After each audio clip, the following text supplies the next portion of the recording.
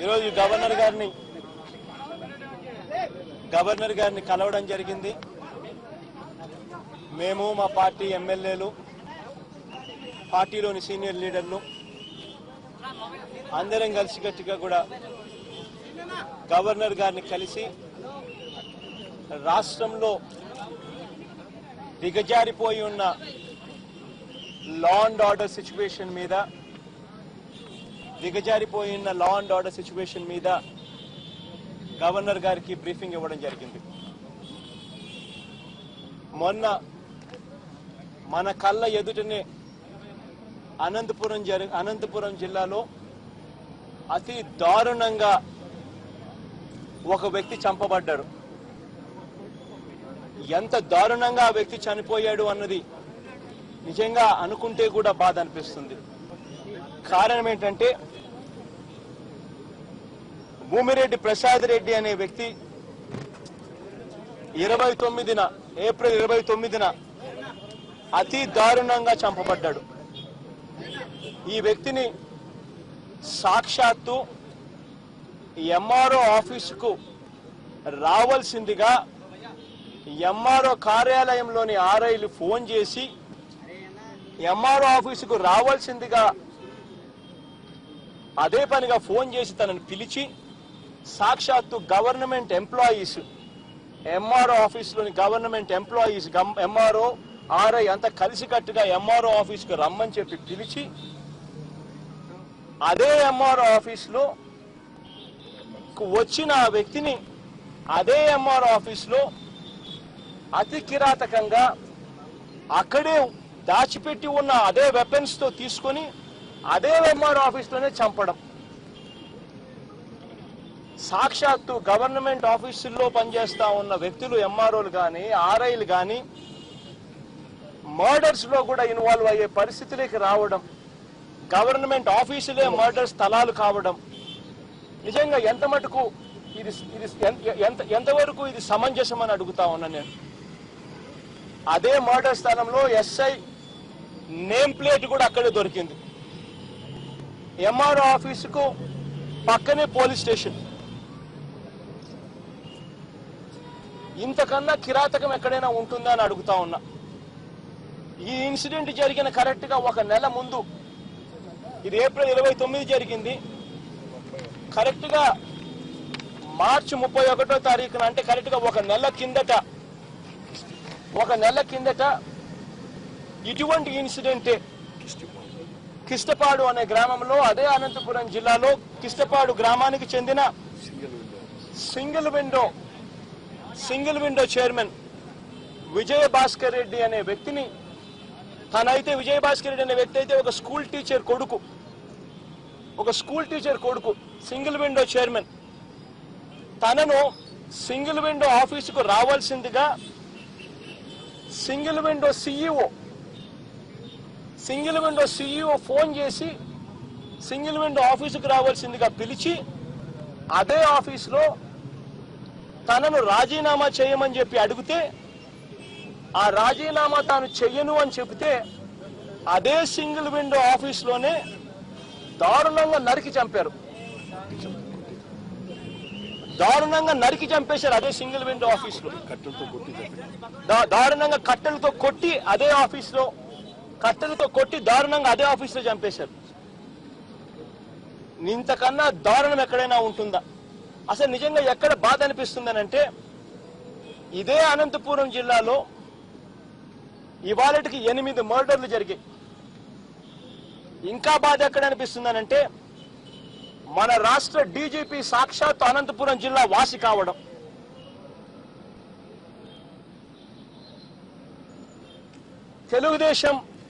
తెలుగుదేశం లీడర్లందరూ, తెలుగుదేశం ఎమ్మెల్యేలు లీడర్లందరూ కూడా డీజీపీని మామ అంటారు, చిన్నానా అంటారు, అన్న అంటారు, వాళ్ళు ఇళ్ళకి పోతారు. డీజీపీ వస్తే అనంతపురం జిల్లాలో పొద్దున బ్రేక్ఫాస్ట్ ఎక్కడ చేస్తారు అని అంటే మంత్రి గారి ఇంట్లో బ్రేక్ఫాస్ట్ చేస్తారు. 2 నెలల్లో డీజీపీ పోస్టులు, 2 నెలల్లో రిటైర్మెంట్ కావాల్సిన వ్యక్తిని 2 సంవత్సరాల ఎక్స్టెన్షన్ ఇచ్చి డీజీపీని చేస్తారు. అదే అనంతపురం జిల్లాలో 8 మర్డర్లు జరుగుతాయి ఇతను వచ్చాక. సాక్షాత్తు చంద్రబాబు నాయుడు గారు దగ్గర ఉండి మర్డర్లు చేయిస్తున్నారు. డీజీపీని ఉపయోగించుకొని, పోలీస్ యంత్రాంగాన్ని ఉపయోగించుకొని. ఎంతవరకు ఇది సమంజసం అని అడుగుతా ఉన్నా, ఇది న్యాయమేనా అని అడుగుతా ఉన్నా నేను. ఎస్ఐని ఇన్సిడెంట్ జరిగిన చోట 29న ఇన్సిడెంట్ జరిగిన చోట ఎస్ఐ నేమ్ ప్లేట్ తో సహా అక్కడ దొరికితే ఆ ఎస్ఐని ఎస్పీ వెంటనే ట్రాన్స్ఫర్ చేస్తే విఆర్కు వేస్తే విఆర్కు వేసిన ఒక రోజు కూడా జరక్క మునిపే మళ్ళా వెనక్కి తీసుకొస్తారు ఎస్ఐని సిఐని ఇద్దరిని. ఎలా ఇంత దారుణంగా లా అండ్ ఆర్డర్ సిచ్యువేషన్ ఉంటే ఎలా బతుకుతారు ప్రజలు, ఎలా బతుకుతారని అడుగుతా ఉన్నా.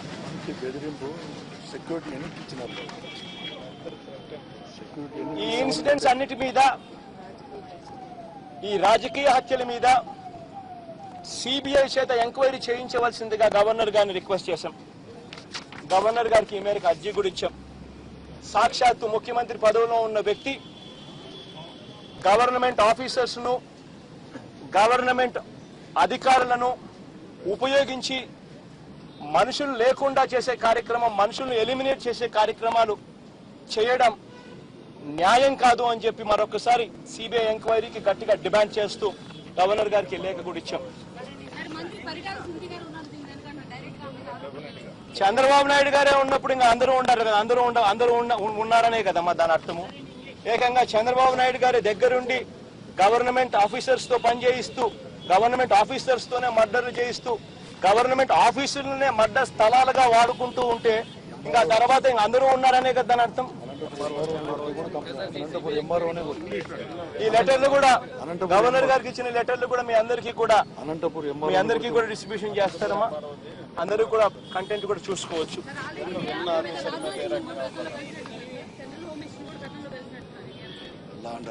ఇంత దారుణమైన పరిస్థితులు ఆ రోజు ఇలా దారుణమైన పరిస్థితులు ఉన్నాయని చెప్పి ఉదాహరిస్తూనే ఆ రోజు వెళ్ళి కలిశాం. ఆ లా అండ్ ఆర్డర్ సిచ్యువేషన్ ఆ రోజు నుంచి ఈ రోజుకి డిటోరియేట్ అవుతానే పోతా ఉందని చెప్పడానికి ఈ 2 ఇన్సిడెంట్లు ఒక నిదర్శనం. ఒక నిమిషం. Now coming to English media, addressing this very issue. The reason why we've met the Honorable Governor is once again on the demand that the incidents what are taking place in Andhra Pradesh, wherein the law and order situation is drastically dropped, such ghastly incidents have taken place in the recent past. We have represented to the Honorable Governor to press for CBI inquiry into the latest killings. We have highlighted 2 such incidences what took place very recently. One so much so on 29th April this month, wherein Anantapur, a local YSRCP leader was literally called to the MRO office, where government offices were being used as venue to kill people. He was literally called to the MRO office by none other than the MRO office themselves. The RI makes a phone call, asks the leader to come to the MRO office, and in that very MRO office, he was brutally murdered. While the police station happens to be right beside the MRO office, everybody is spectators to it. Right in the MRO office, making use of government officials to kill people. This happened on 29th of April, while on 31st March, exactly 1 month before to this incident, one similar incident took place, wherein one by name Vijay Bhaskar Reddy was brutally killed. He was also a single window president, where he was also called by the single window CEO to come to the office, and in that very office he was asked to resign, and because he did not resign, he was brutally killed in the same very government office. Both these incidents, unfortunately, the irony is After Chandrababu Naidu became the chief minister, 8 murders took place only in Anantapur district. And the irony is, our state DGP also happens to be from Anantapur district. A DGP who is supposed to have retired, in 2 months' time, was given extension of 2 years, and he was made DGP. And after this very man was made the DGP, 8 murders took place in Anantapur district. I mean, while he happens to be from Anantapur district. Chandrababu Naidu, the chief minister, is blatantly making use of the entire government machinery, starting from DGP to SIs. He is making use of this entire government machinery to eliminate people. The DGP, whenever he visits Anantapur, TDP leaders visit him. They call him Mama, they call him Chinnana, they call him Anna, as though he is very close relative of theirs. This DGP, whenever he visits Anantapur, goes for breakfast to the local minister's house. This is what has been happening in the state of Andhra Pradesh. Government machinery, government offices are blatantly used by our chief minister to eliminate people. This is the request what we have given to the Honorable Governor, requesting him for a CBI probe, and we are also giving this very copy to the entire media, and we request this entire media to kindly put in your focus, kindly highlight these issues so that this brutality in murdering people comes to an end.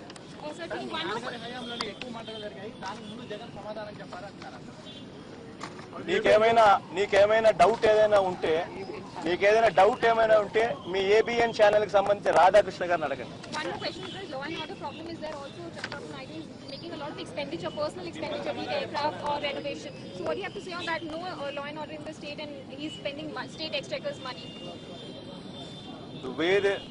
The way Chandrababu Naidu is handling things in Andhra Pradesh, I'll just give you an example. This man says Central is not supporting. But I don't understand one thing. If he thinks central government is not supporting, then why is Chandrababu Naidu continuing his ministers in central government? He doesn't pull them out of the ministries. He continues with them. And once again he says the state has got financial problems. On one side he says state has got financial problems, while his private flight, while he uses private flights to travel, his private flight travel bill alone is more than 25 crores. This is Chandrababu Naidu. Says something else, does something else. Law and order situation is also once again the very same in our state.